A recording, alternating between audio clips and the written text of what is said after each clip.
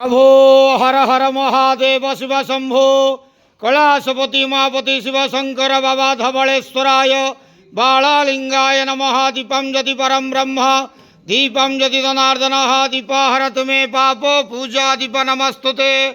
अहे धवलेश्वराय बालालिंगाय नमो नमः। संसार सुखी रखंतु।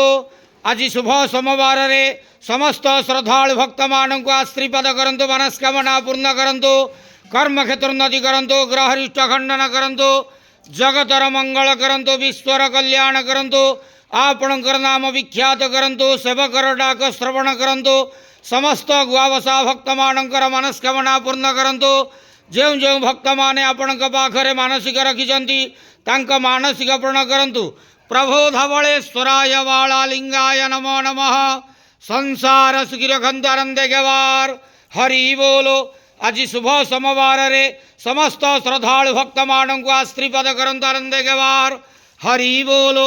बाबा धवलेश्वराय बालालिंगाय नमो नमः।